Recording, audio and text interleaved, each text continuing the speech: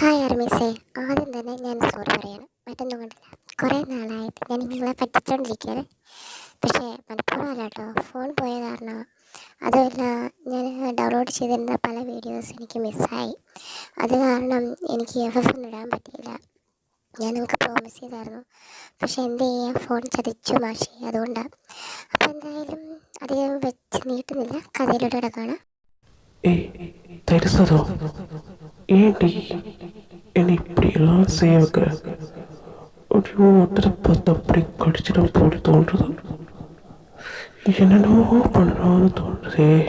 என்னடி திருட்டிப்பு இப்படியே நசுங்கி பிடிக்கலான்னு தோன்றுது. கடிச்சிக்கவா? தெரிசதோ ஏண்டி பேசாம இருக்க? தெரிசதோ தெரிசதோ தெரிசதோ அம்மாடி, தெரிசதோ. மறுபடியும் கனவா? கடவுளே, நான் என்ன பண்ணேன்? அம்மா தெரிசதோ, கனவு முடிச்சிருச்சா?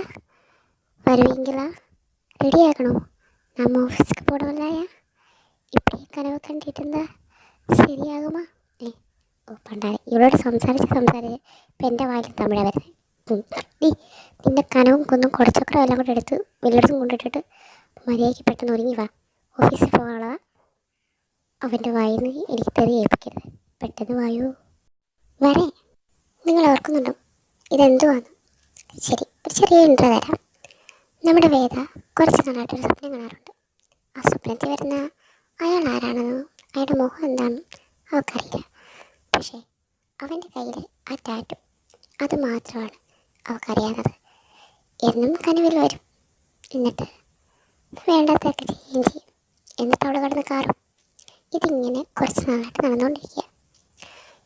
ഈ സ്വപ്നത്തിൻ്റെ അർത്ഥം എന്താണെന്ന് നമുക്കറിയില്ല. അവളെന്നും ഈശ്വരനെ വിളിച്ച് പ്രാർത്ഥിക്കാറുണ്ട്, എന്താ ഇങ്ങനെയൊക്കെ കാണിക്കുന്നതെന്ന്. പുള്ളിയും അതിന് മറുപടി ഒന്നും പറയുന്നില്ല. കാരണം പുള്ളി ഇങ്ങനെ മറുപടി പറയും, ഈ സ്ക്രിപ്റ്റ് എഴുതിയത് ഞാനല്ലേ, അപ്പം ഞാനല്ലേ എൻ്റെ മറുപടി പറയട്ടെ. അപ്പോൾ അതിൻ്റെ മറുപടി എന്താണെന്ന് ഉടനെ തന്നെ വേദ അറിയും.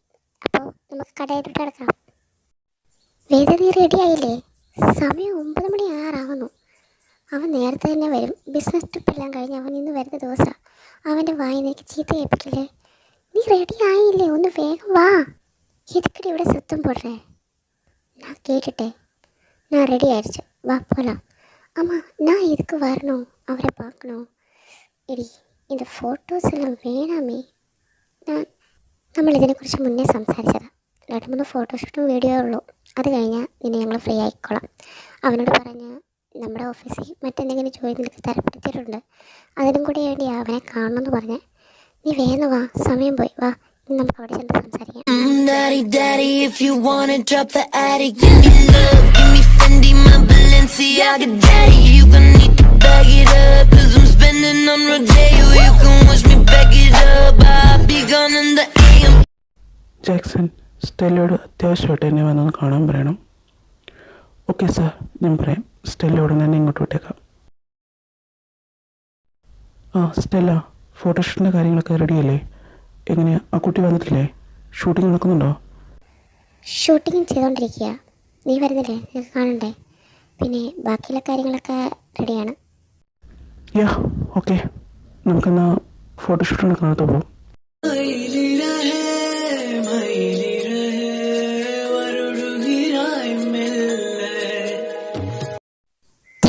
നീ ഇങ്ങോട്ടിരുന്നു. ഷൂട്ടിംഗ് സ്റ്റാർട്ട് ചെയ്തു. വേക്കൂട്ടി എന്താ കാണാം. Okay, camera rolling, action.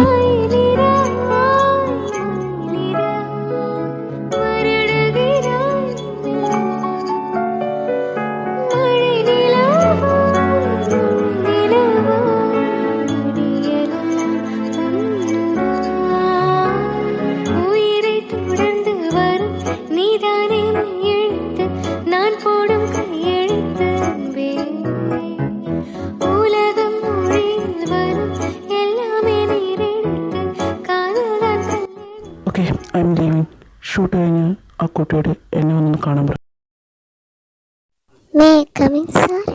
Yes, coming. Oh hi, Veda. വണക്കം സാർ. ഓ സോറി, വണക്കം. വേദ, ഇരിക്കൂ. இந்த டாட்டுவே ஓகே அது ஆமாம் அந்த கனவுல வருது அதே டாட்டுவே தான். இவரா என் கனவுல வருது? இல்லை, அது உண்மையில என்னதெல்லாம் கடவுளே, இவரா? ஆமாம், அதே டாட்டு தான், அதே தான். என்னது കയ്യും ഉടല കാലും ഉടല എന്നത്? ഓക്കെ, ഇയാൾ ഈ ഷൂട്ട് കഴിഞ്ഞ ശേഷം സ്റ്റെല്ലയുടെ കൂടെ വർക്ക് ചെയ്തോളൂ. അവളുടെ അസിസ്റ്റൻ്റായിട്ട് ഇരുന്ന് പഠിച്ച ശേഷം നമുക്കത് ചെയ്യും. ഹലോ വേദ. சார், நான் கேட்டேன், நீங்கள் சொல்கிறது நான் கேட்டேன். சரி, நான் கிளம்புறோம். எனக்கு தலை வலிக்குது, தப்பாக நினச்சிக்கூடாது. Okay, bye. It's okay Veda, you can go now. We will meet next time. Okay okay, சரிங்க സാർ, താങ്ക് യു, ബായ്.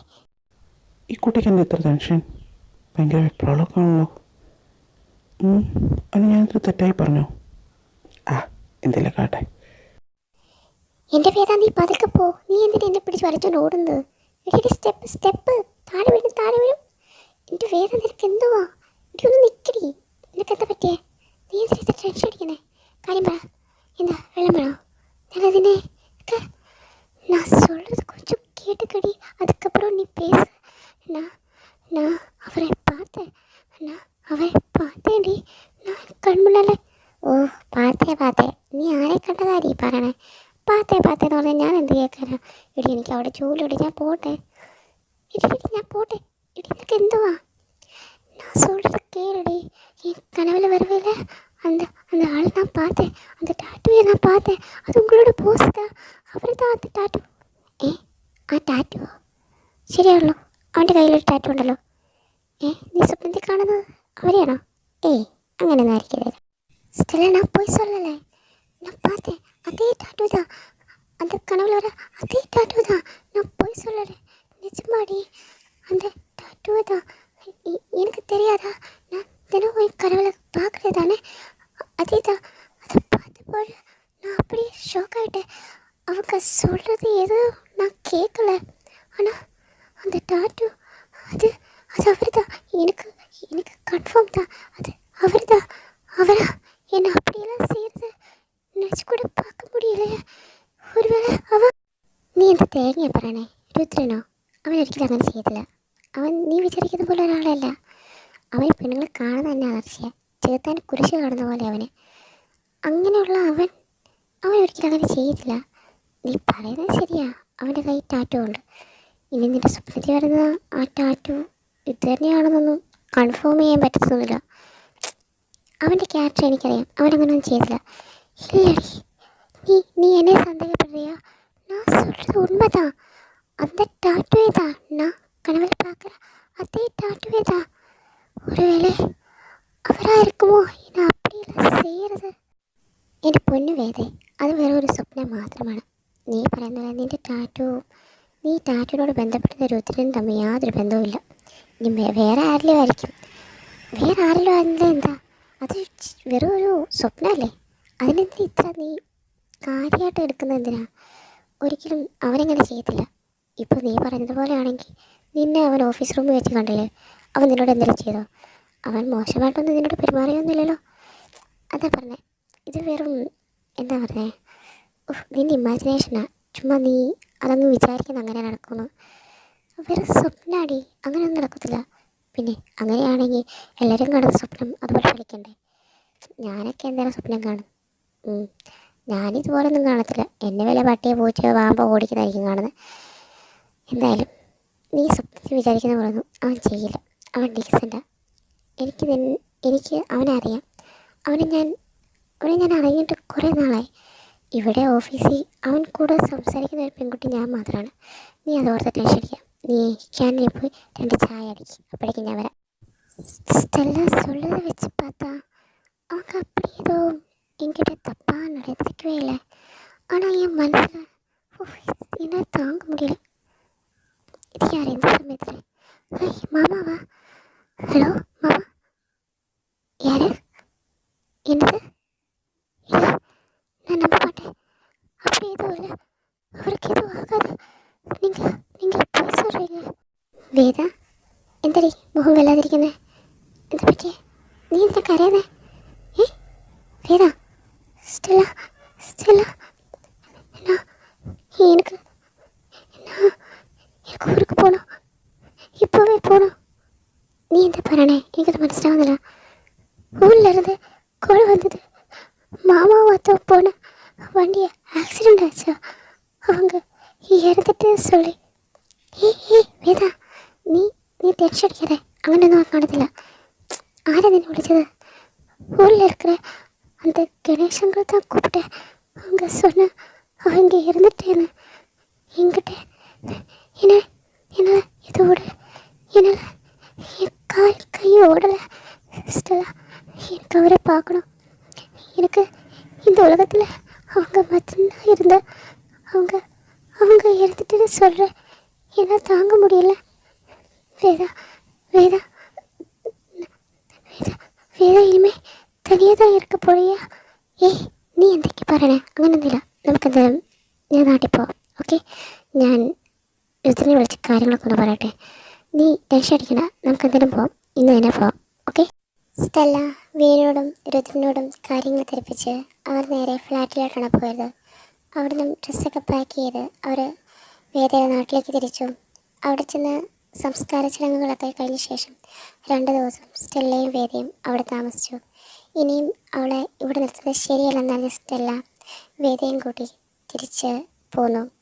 പക്ഷേ അപ്പോഴും അവളുടെ മനസ്സ് വളരെ വിഷമത്തിലായി. വേദ ആ ഷോക്കിൽ നിന്നും ഇതുവരെ മുക്തി നേടിയില്ലായിരുന്നു. പക്ഷേ പതുക്കെ പതുക്കെ സ്റ്റെല്ലയും വീനും കൂടി വേദയുമായി സംസാരിച്ച് അവളുമായി കൂട്ടുകൂടി അവളുമായി പുറത്തിറങ്ങി അവളുടെ മനസ്സിനെ മാറ്റുവാൻ തുടങ്ങി. പതുക്കെ രുദ്രനും അവരുടെ കൂടെ ചേർന്നു അവളെ കംഫർട്ട് ചെയ്തു. അവർ 4 പേരും അവരുടെ സമയം ചിലവഴിച്ചു. രുദ്രനുമായി കൂടുതലടുത്ത വേദയ്ക്ക് അവനെക്കുറിച്ചുള്ള ഒരു ക്യാരക്ടർ മനസ്സിലായി. താൻ സ്വപ്നത്തിൽ വിചാരിച്ച പോലൊന്നുമല്ല, അദ്ദേഹം വളരെ നല്ലവനും കെയറിങ്ങുമുള്ള ആളാണെന്ന് ദേവിക്ക് മനസ്സിലായി. പക്ഷേ ഓഫീസിലുള്ള മറ്റു പെൺകുട്ടികൾക്ക് അതൊന്നും അത്ര പിടിക്കുന്നില്ലായിരുന്നു. കാരണം രുദ്രൻ സ്റ്റെല്ലയോട് ഒരു ഫ്രണ്ടെന്ന രീതിയിൽ മാത്രമേ സംസാരിക്കുകയുള്ളൂ. പക്ഷേ വേദയുമായുള്ള കൂട്ടുകെട്ട് മറ്റുള്ളവർക്ക് അത്ര രസിച്ചില്ല. ലിസയും ഈ വാർത്ത അറിയുന്നുണ്ടായിരുന്നോ? അതൊന്നും അവൾക്ക് ഇഷ്ടപ്പെട്ടില്ല. പക്ഷേ വേദയ്ക്ക് രുദ്രനോട് ഒരു പ്രണയം മുട്ടിത്തുടങ്ങി. അവൻ്റെ കെയറിങ്ങായുള്ള സംസാരവും അവൻ്റെ ഇടപെടലും അവൾക്ക് ഒത്തിരിയേറെ സന്തോഷം തോന്നി. വേദയുടെയും രുദ്രൻ്റെയും അടുപ്പ് പറഞ്ഞ ലിസയ്ക്ക് അത് താങ്ങാതിലപ്പുറമായിരുന്നു. അവൾ നേരെ മറ്റൊരു തന്ത്രം പ്രയോഗിച്ചു.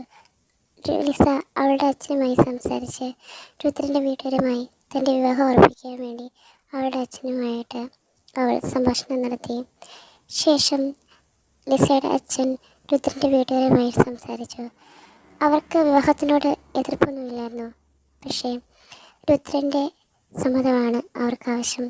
അതുകൊണ്ട് ലിസയുടെ അച്ഛനോട് അവർ പറഞ്ഞു രുദ്രനുമായി സംസാരിച്ച ശേഷം ഇതിനൊരു തീരുമാനം അറിയിക്കാമെന്ന്. അങ്ങനെ ആ ദിവസം കഴിഞ്ഞുപോയി. ലിസയുമായി രുദ്രൻ്റെ വിവാഹം നടക്കാൻ പോകുന്നുവെന്ന വാർത്ത ലിസ ഇതിനോടകം ഓഫീസിലുള്ള എല്ലാവരെയും അറിയിച്ചു. അങ്ങനെ ആ വാർത്ത കൈമാറി ദേവയുടെ കാതുകളിലും വന്നെത്തി. ദേവിക്ക് അത് വളരെയധികം സങ്കടമുണ്ടാക്കി. കാരണം താൻ ഇഷ്ടപ്പെട്ടിരുന്ന വ്യക്തിയുടെ കല്യാണം നടക്കാൻ പോകുന്നുവെന്ന്. പിന്നെ അവളായി ചിന്തിച്ചു, തനിക്ക് അയാളെ ആഗ്രഹിക്കാനോ സ്വന്തമാക്കാനുള്ള യാതൊരു അർഹതയുമില്ല.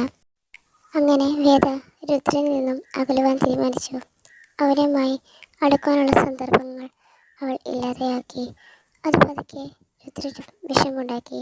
വേദ തന്നിൽ നിന്നും അകലുന്നതായി അവന് തോന്നി. ഇതിനുള്ള കാരണം അവൻ അന്വേഷിച്ച് കണ്ടെത്തി. ലിസയാണോ ഇതിന് പിന്നിലെന്ന് അവന് മനസ്സിലാക്കി. ലിസയുമായി തൻ്റെ വിവാഹം നിശ്ചയിച്ചുവെന്ന് അവൻ നേരെ വീട്ടിൽ ചെന്ന് അവരുമായി പ്രശ്നമുണ്ടാക്കി. തൻ്റെ സമ്മതം ചോദിക്കാതെ തൻ്റെ വിവാഹത്തെക്കുറിച്ച് നിശ്ചയിക്കാൻ എന്തിനാണ് ഇങ്ങനെ ചെയ്തതെന്നോർത്ത് രുദ്രൻ അവരുമായി വഴക്കുണ്ടാക്കി. അവസാനം അവർ പറഞ്ഞു, ലിസയുടെ അച്ഛൻ ഇതുപോലെ ഒരു പ്രപ്പോസൽ കൊണ്ടുവന്നു എന്ന് മാത്രമേ ഉള്ളൂ, ഞങ്ങളതിനെ സമ്മതിച്ചിട്ടില്ല എന്ന് രുദ്രനോട് അവൻ്റെ വീട്ടുകാർ പറഞ്ഞു. അവസാനം രുദ്രൻ ഇതിനെല്ലാം കാരണം ലിസയാണെന്ന് രുദ്രൻ്റെ മനസ്സിലായി. അവൾക്കിട്ടൊരു പണി കൊടുക്കാൻ അവനെ തീരുമാനിച്ചു.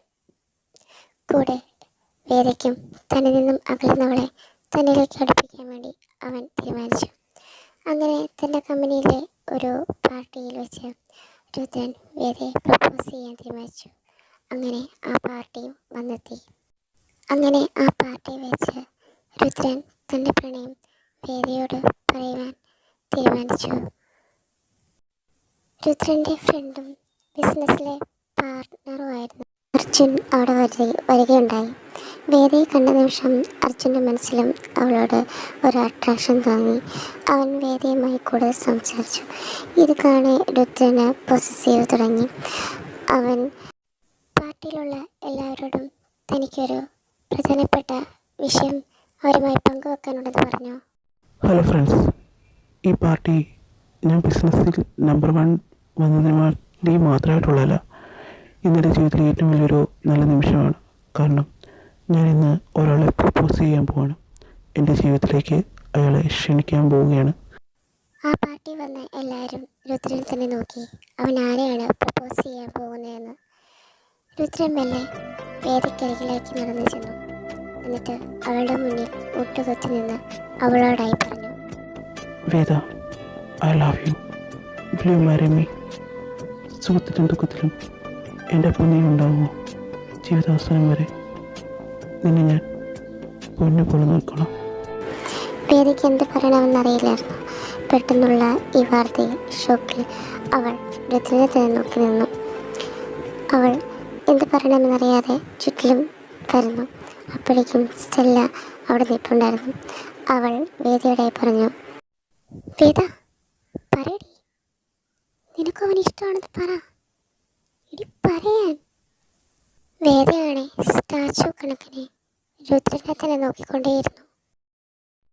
വേദ, truly, madly, deeply I love you. എടി പൊട്ടിക്കാളെ സ്റ്റെല്ല, ഒന്ന് പറയടി അവനോട്.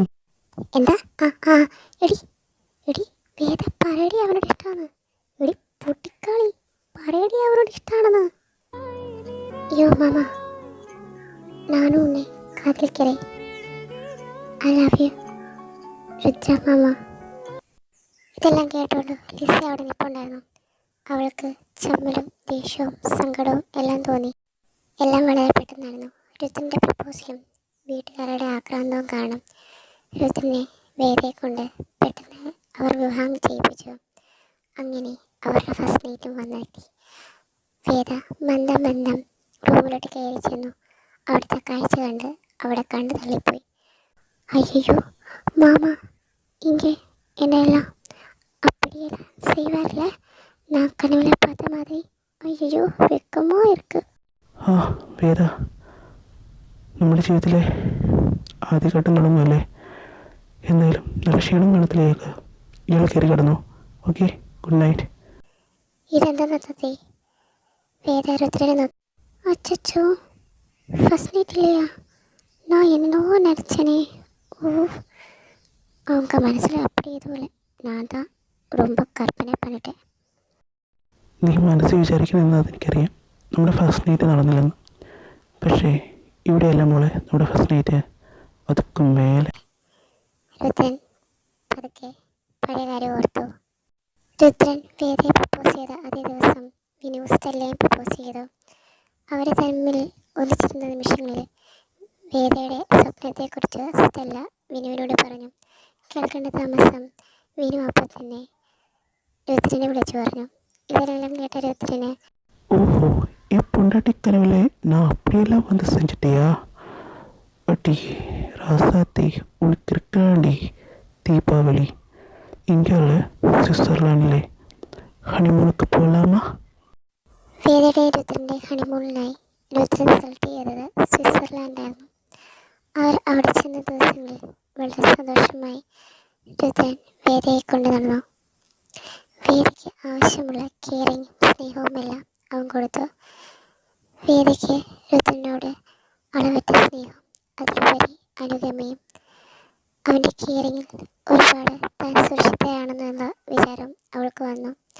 അങ്ങനെ പോകെ രുദ്രനിൽ നിന്നും മറ്റൊരു തരത്തിലുള്ള സ്നേഹം കിട്ടാതെ വന്ന വേദയ്ക്ക് ഒരുപാട് വിഷമമായി.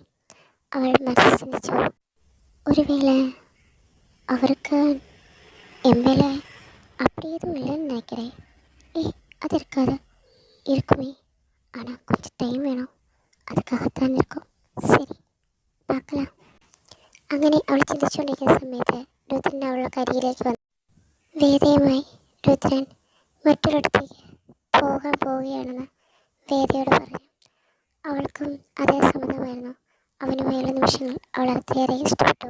രുദ്രൻ വേദയും കൂട്ടി ഒരു ഫോറസ്റ്റിലേക്കായിരുന്നു പോയിരുന്നത്. കാടിൻ്റെ ഉൾവശത്തായി അതിമനോഹരമായ ഒരു വീടുണ്ടായിരുന്നു. ആ വീട്ടിലേക്കായിരുന്നു അവളെ കൊണ്ടുപോയത്. അവർ അവിടെ എത്തിയപ്പോൾ സന്ധ്യയോടായിരുന്നു. അവളെയും കൊണ്ട് ആ വീടിൻ്റെ ഫ്രണ്ടിൽ ചെന്നും അവൻ വണ്ടിയിൽ നിന്നിറക്കി അവളെ ഇറക്കി. അവൾ വളരെ അത്ഭുതത്തോടെ ചുറ്റിലും നോക്കി. എന്നിട്ട് രുദ്രനോടായി ചോദിച്ചു, എനിക്ക് ഇത് ആരോട് വീട്? വേദ, ഇതെൻ്റെ ഒരു ഫ്രണ്ടിൻ്റെ ഗസ്റ്റ് ഹൗസാണ്. നമ്മളിന്ന് ഇവിടെ സ്റ്റേ ചെയ്യുന്നത്. നിനക്കിവിടെ ഇഷ്ടമായോ? என்ன கேள்விங்க, ரொம்ப அழகாக இருக்கு. இப்படியே இந்த ஃபாரஸ்ட்டுக்கு நடுவில் ரொம்ப சந்தோஷமாக இருக்குங்க. രുദ്രൻ അവൻ്റെ കൈ അവളോട് ചേർത്ത് പിടിച്ചു. വേദ രുദ്രനെ തിരിഞ്ഞു നോക്കി. നിങ്ങൾക്ക് സർപ്രൈസ് ഉണ്ട്. எனக்கு இதுக்காக நீங்கள் என் கண்ணே மூடுறீங்க. பொட்டாட்டி, பயப்படுறியா? நான் தான் இருக்கேன்ல, சொல்கிறேன். பேசாமா என் கூட வா, நாம ஒரு இடத்துக்கு போகலாம். അവിടെ ഉനക്ക് ரொம்ப പിടിക്കും. അങ്ങനെ രുദ്രൻ അവളെയും കൂട്ടി ആ വീടിനകത്തേക്ക് ചെന്നു. അവിടെ അകത്തായുള്ള ഒരു മുറിയിലേക്ക് ചെന്ന് അവളുടെ കണ്ണിലേക്ക് ഇട്ടവൻ അഴിച്ചു. എനിക്ക് என்ன அழகா இருக்கு, ரொம்ப ரொம்ப அழகா இருக்குங்க. நீங்களா இது செஞ்சது? പുറകിൽ വാതിലടിയുന്ന ശബ്ദം കേട്ട വേദ തിരിഞ്ഞു നോക്കി. അപ്പോഴേക്ക് രുദ്രൻ വാതിലെല്ലാം അടച്ചു. எனக்கு நீங்க என்ன இப்படி பார்க்குறீங்க? வேதா, நான் ஒரு விஷயம் கேள்விப்பட்டேன். உன் கனவில் நீ என்னை பார்க்கிறேன்ற உண்மையா? அம்மாடி, இந்த விஷயத்தை பற்றி இவங்க கிட்ட யார் சொன்னது? ഇനി ഇതാര് പറഞ്ഞെന്നോർത്ത് ആ തല പോയിക്കേണ്ട. നിന്റെ കൂട്ടുകാരി സ്റ്റെല്ല എന്നോട് പറഞ്ഞു, നീ നിന്റെ സ്വപ്നത്തിൽ എന്നെ കാണാറുണ്ടെന്ന്. സത്യമാണോ? நான் சொன்னா நீங்கள் நம்புவீங்களா? நான் சொல்ல உண்மைங்க. என் கனவில் நீங்கள் அடிக்கடி வருவார். ഉണ്മതാ. ഓഹോ, അപ്പോൾ നിന്റെ സ്വപ്നത്തിൽ നീ എൻ്റെ മുഖം കണ്ടിട്ടില്ല, എൻ്റെ കയ്യിലെ ഈ ടാറ്റു മാത്രമാണ് കണ്ടിട്ടുള്ളത്.